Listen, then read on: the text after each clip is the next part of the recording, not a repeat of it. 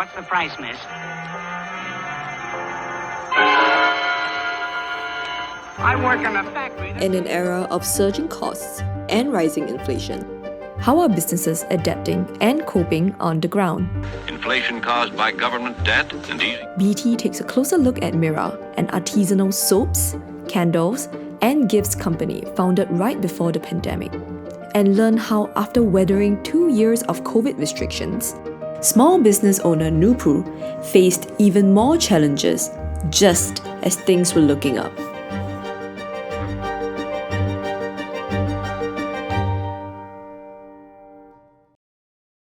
Hi, I'm Nupur and I'm the founder of Mira. I started Mira like 3 years ago, and prior to that I was a banking professional for 8 years. At Mira, we create self-care products and gift sets, that inspire people to slow down and bring moments of peace and joy. Mira is not alone in feeling the effects of inflation. Business sentiment in Singapore has been on a decline since Q2 of 2022. And according to an industry survey, at least 65% of companies were moderately to extremely impacted by rising costs. I would say that, for me, it's hit unexpectedly and altogether. So the olive oil increased by almost, I would say 30%, which is a key ingredient in my soap. I use a huge percentage of olive oil. It's a very nice, gentle oil to use. Almond oil is again increasing. I don't know how much, because the next time I order from the supplier, I would know. The shipping costs for my essential oils, which I import, they have gone up by 20% for me. Yeah, that's huge. For Nupur, who had just moved into her new space, rental costs have gone up by 35%, compounded by other cost increases as well.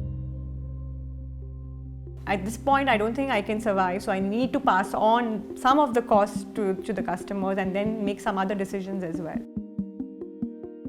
So in the past, before the pandemic, I used to source my oils from different countries. But after that, because of the supply shortages and the shipping costs, I have now reduced my dependencies and I now source locally as much as possible. 60% I would say was local earlier. Now I've increased it to about 80%. So that, I think, has really helped me to kind of reduce my risk. Nupur still imports essential oils such as lavender, patchouli, and cedarwood from overseas, as they can be hard to source locally. Initially, I tried to absorb as much as possible during the pandemic. I didn't push it on, but with the inflation coming in, I've tried to pass on a little bit to the customers as well. Apart from that, even for bulk orders, we cannot be so generous with our discounts anymore, right? Because that puts pressure on the margins as well. In price-sensitive Singapore, where locals are most worried about finances in the region, Nupur had to do more to allay her customers' concerns. You can't just blindly do it. I kind of explained what ingredients go in it, what's the effort that goes behind making a soap. When I speak on social media, when I showcase, everyone kind of tells me, oh wow, there's so much that goes into it. So you have to justify the price and the effort, and then people understand that it's worth it. And one more thing is that now we hire more part-time staff, which gives us the flexibility to sort of also adapt to seasonal demands, right? We have festive season coming up, so I can hire more part-time staff, which doesn't go on to my fixed costs. Nupur is also prioritizing the festive seasons and corporate clients instead of events and pop-ups, which she used to do twice a month, but were time-consuming and didn't yield much visibility. So I always see an increase in the volume when it's Teacher's Day or it's Mother's Day, and then now with Diwali and Christmas. The number of orders would go up significantly, a 50% jump in orders. For me, it's at least 100 soaps and up is a corporate order. A lot of work goes in kind of replying to that email, and then there's a lot of back and forth after that as well. They want customized things, they want printing to be done a certain way, they want a certain kind of color of the ribbon to be in a certain way, they want a tissue paper to have their logo on it. After putting in all that effort, there is no guarantee that you would get the order, and I would say the conversion rates for a bulk order would be around 2% for me. But obviously, because it's a corporate order, it's worth that time that it's spent. While large orders are preferred, soaps and candles are freshly made at Mira, which can take up to a month to cure.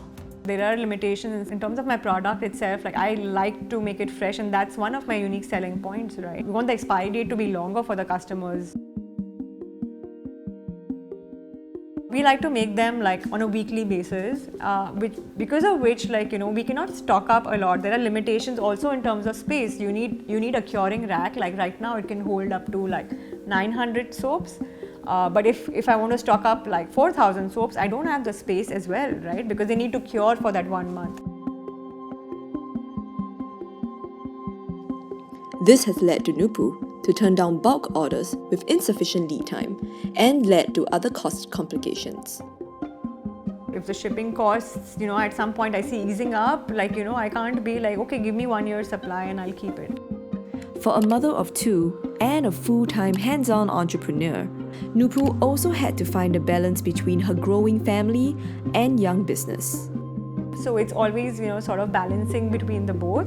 The business is like a baby, it's so small, it's just a startup, right? So it needs to grow. So it gets all reinvested into the business. And obviously the needs keep changing.